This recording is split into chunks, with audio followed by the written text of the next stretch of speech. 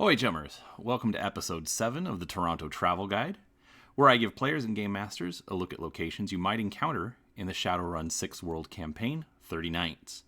30 Nights is set in the UCAS city of Toronto, and in this video we'll take a look at Nights 8 through 11. This episode will contain spoilers, as it looks at locations used during the nights of the campaign, so players, you may want to walk away. Game masters, I hope you find something useful. So, we're back in Toronto. As you can see here, the city is on the edge of Lake Ontario. We have the CN Tower and the Toronto Islands down here on the coastline.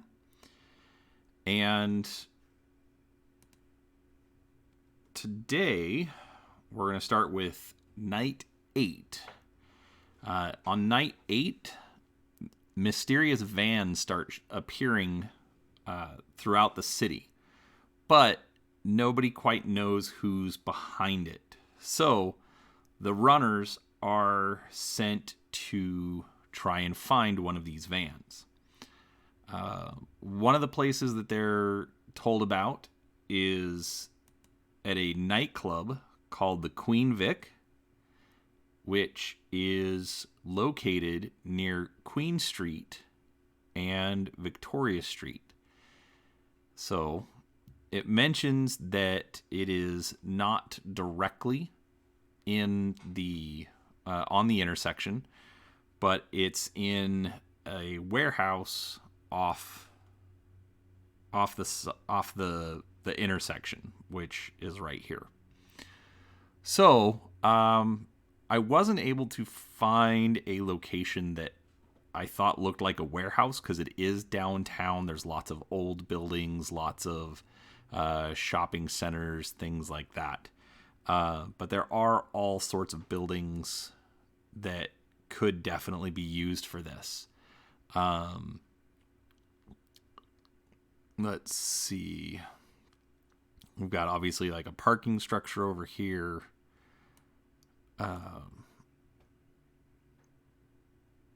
We've got the INS Market. Let's take a look at that.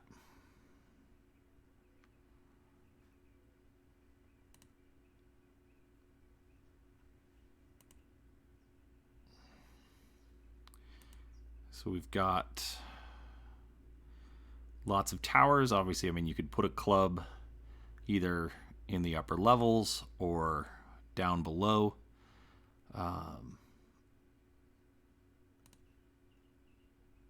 Not a bad location to use. Interesting piece of art.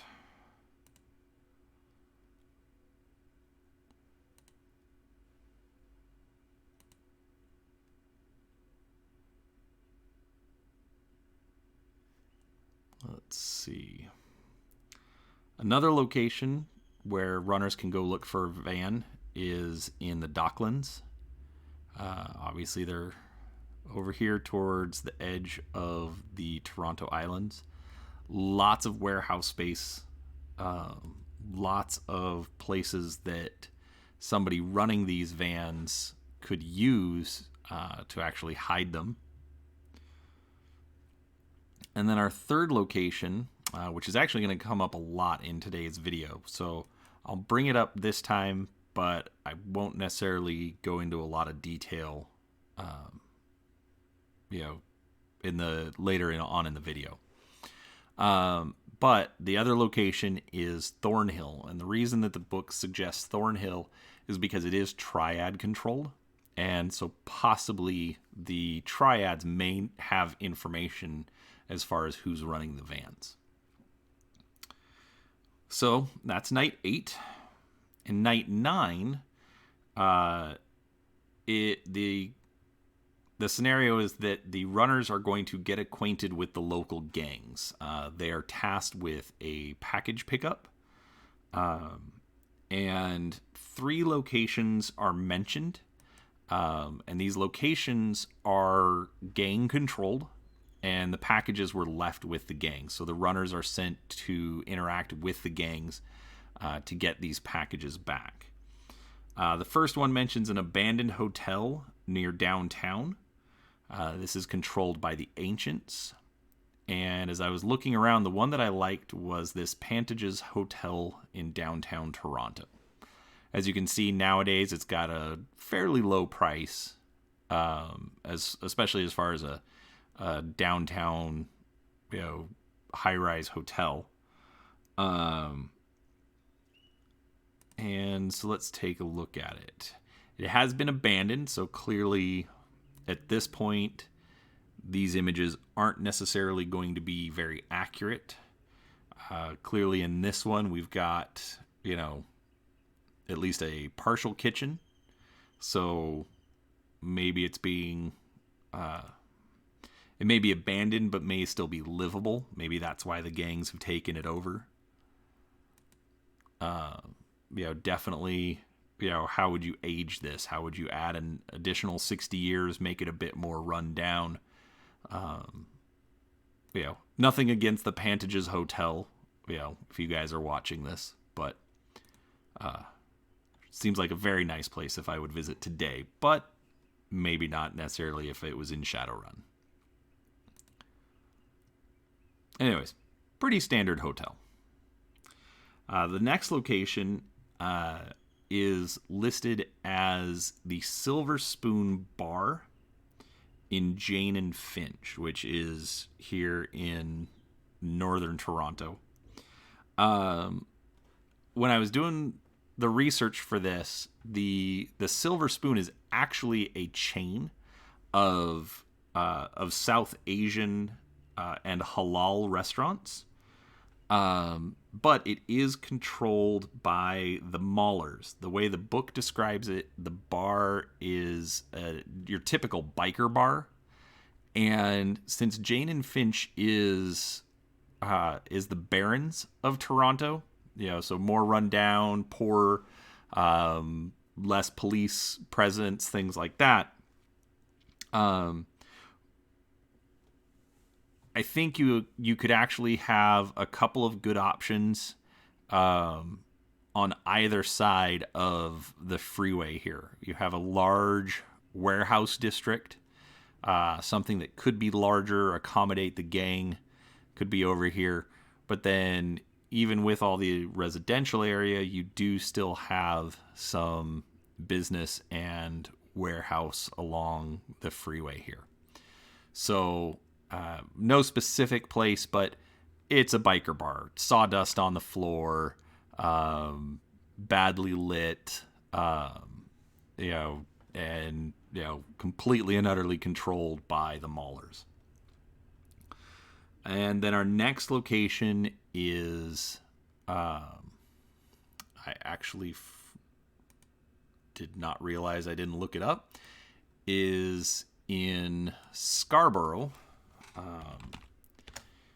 And is an abandoned warehouse. So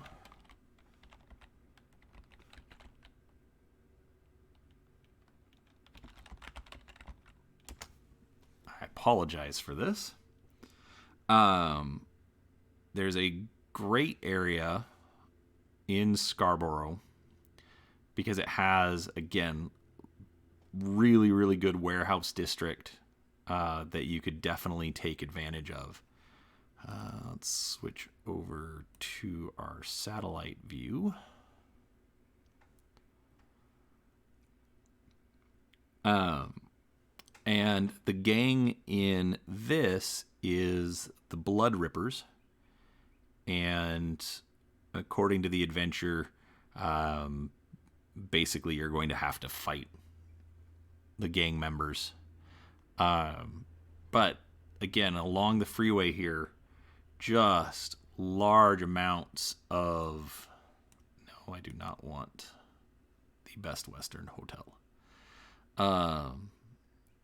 Large amounts of warehouses, large amounts of industrial space that could be used for this. But as you can see, very large warehouses, very dense. Some of it appears to be, modern, shopping areas, but definitely a lot that just looks like, straight up back roads, warehouse kind of district. And so that's what I recommend for day 9. Or night 9, as it were. Now, in night 10, the runners are going to be encountering some critter attacks. Now, the book suggests that it be somewhere near where the runners have holed up. Now, one thing I do like about Toronto, let's go back to our main map. Even with all of the city, there are large sections within the city of just natural area. You've got High Park, which may not necessarily be the best location, but it does talk about how there are lots of paracritters and other animals that have moved into the park. But I don't think it's necessarily the best choice because of the fact that it is near a very wealthy neighborhood. But then you have the Black Creek Pioneer Village that we talked about, the old museum village. You also have the Dawn River, which, comes down through here.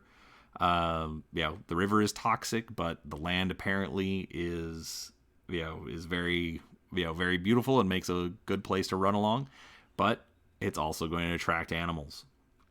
So if you have your people, situated somewhere around here, somewhere in North York, as you've clearly got this green belt along here. And then obviously on the eastern side of the city, you've also got the Toronto Zoo as an option up here. So definitely will spread it out a little bit, but just something to keep in mind when you're deciding where your runners are going to hole up in the early nights of the campaign. So that takes us through night 10. Now, in night 11, you're going to look for more information about the vans. The vans are providing very limited matrix access.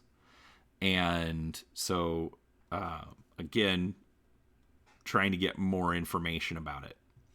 One of the first places it sends you is to Thornhill to meet with one of the leaders of the Triad. And it mentions a restaurant, so I decided let's look for a Chinese restaurant. Because I figure if it's Triad controlled, it would be something that had been around for a while. And the one that I liked was this Legend Chinese restaurant in Thornhill. There are clearly lots of pictures of food, but definitely pictures of the restaurant. So let's take a look at that. You can get an idea of, how do you want to set it up? How do you want to, introduce your players? It's clearly a small building, but very, very nice looking inside. Obviously, you would have some sort of a private room where the runners could meet, and man, I am really getting hungry now. All right.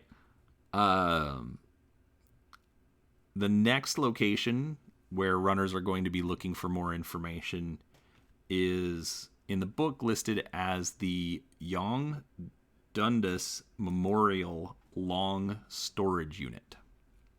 Now, this is downtown, and so Yonge and Dundas is right here. It's this intersection. It's near Ryerson University. It's near City Hall. It's near the University of Toronto. And in this case, it is a climate-controlled storage. So looking at the satellite view, I didn't see anything necessarily that looks like it is storage right now. but clearly you could, adapt any of these buildings. There are many large buildings of all sizes in this area. Especially since it's near a university, there's probably going to be some sort of, storage facility. But I wasn't able to find anything specific for that. The other location that comes up is the Neverland Candy Shop near Moorpark. Now, this specifically lists the Mount Pleasant Cemetery, and so for that I picked a location near the cemetery, because Moorpark is very residential. There doesn't appear to be a lot of business within the area. And then it's bordered by this large cemetery up here. However, up along this eastern edge of the cemetery does appear to be a commercial area. You've got restaurants, grocery stores, variety of other businesses along here. Now, the Neverland Candy Shop is described as being a fully automated sweet shop.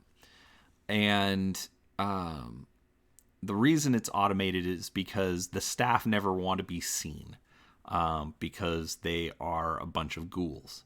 So the fact that it's near the cemetery, near the mausoleums, is done on purpose. So just keep that in mind if you want to adjust its location.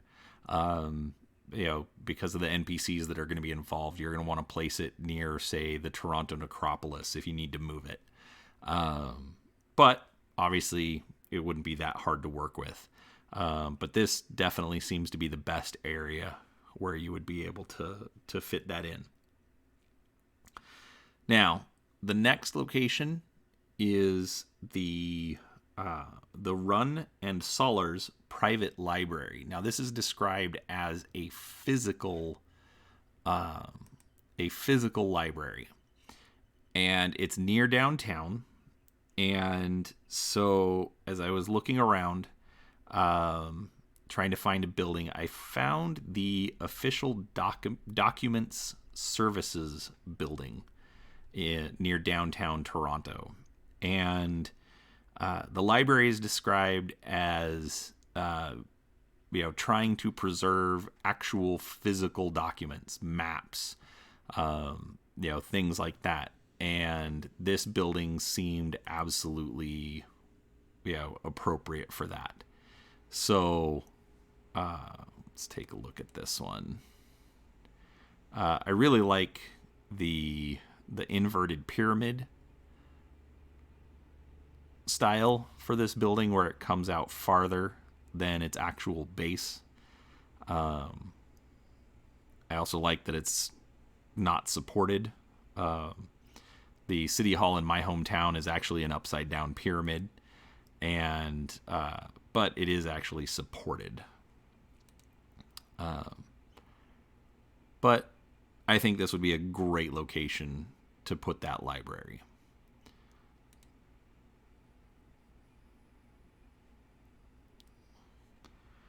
Then the other location that's mentioned is the Seven Sisters Legal. Now, that, unfortunately, I also don't have a spot. I would put it in one of the high rises downtown. And the reason for that is that the Seven Sisters Legal used to be an advocacy law group. However, as it grew in the later part of the 21st century, it was definitely very corporate, and is now described as a cold, cutthroat, and profit-driven nest of attorneys. So, I hope these give you some good locations that you can use, some good tips for places and things you can use in your 30 Nights campaign. As always, please leave a like or comment or subscribe to the channel. I'd love to hear what you think and get some feedback. And let me know how you used the travel guide in your campaign. I'd love to hear how this has helped you. But other than that, enjoy your games. Stay safe in the shadows.